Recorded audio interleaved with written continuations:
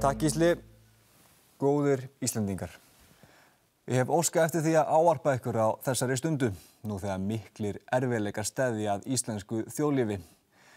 Tilraunir til að mynda ríkisstjórn eftir kosninga fyrir hálfum mánuði hafa reynst árangurslausar og stjórnmálafræðingurinn Stefanía Óskarsdóttir hitti naglann á höfuðið þegar hún sagði að óvissan hefði lamað þjóðfélagið. Vissulega stór orð en hefur hún ekki eitthvað til síns máls? Þurfum við sem þjóð ekki starfandi ríkisstjórn til að finna kraftinn til að halda áfram?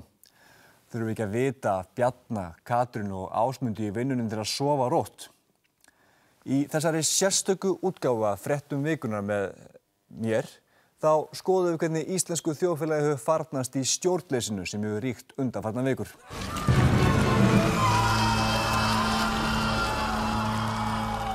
Á Íslandi ríkir stjórnleysi.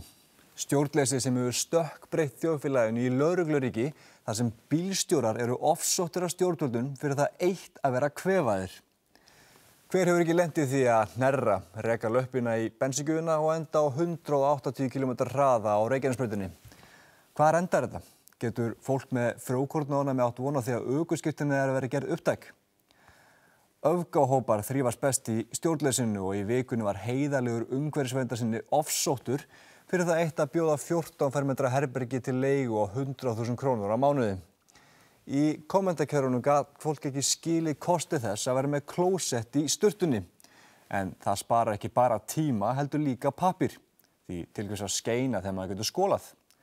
Af hverju hatið þið jörðina? Og meðan stjórnleysi ríkir á Íslandi hafa tónlistamenn gengið á lagið á kostnað ginnkeyptra jólabarna. Aldrei hafa fleiri jólatónleika verið haldnir á Íslandi á sama tíma og sinnepssíldin hefur verið innkölluð. Á meðal þeirra sem halda jólatónleika í ár eru Bó, Baggalútur, Sigga Beinteins, Sinfóníuhljómsveit Íslands, hljómsveitin Eva, hljómfélagið Sigga Eyrún, Sætabrautstrenginni, Borgartættur, Margrét Eivör, Stefán Hilmarsson, Stebbi Jag og Andri Ívars, Kristján Stefáns, Ragga Gröndal og Svava Knútur, Kristjána Arngrímsdóttir, Kammersveit Reykjavíkur, Ljótu Hálfætarnir, Greta Salome, KK og Ellen, Sigríður Tólasíus og Valdimar, Philadelphia, Páll Óskar og Mónika og meira að segja MC Gauti. Rappari væri ekki að halda jólatónleika ef Gunnar Bragi Sveinsson hefði eitthvað um það að segja. Ó nei. Og á meðan okkar bestu auðmenn íhuga að flytja úr landi vegna þess að enginn vill skattleggja það nógu mikið, þá kemur bara eitthvað lið til landsins. Í fyrra komu Kim Kardashian og Kanye West og fyrir 3 árum komu Beyoncé og Jay-Z. Í dag er Bono ekki á landinu heldur tvífari hans frá Serbíu og hann er að syngja YouTube-lög á Laugaveginum. Myndi starfandi ríkisstjórn láta þetta viðgangast? Ég held ekki.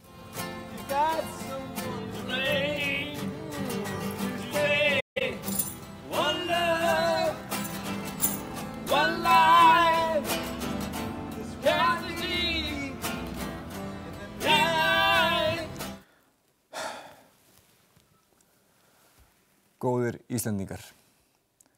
Á hinum pólitíska vettvangi, jafnt sem annars staðar, er mikilvægt að slíðra sverðin við þessar aðstæður.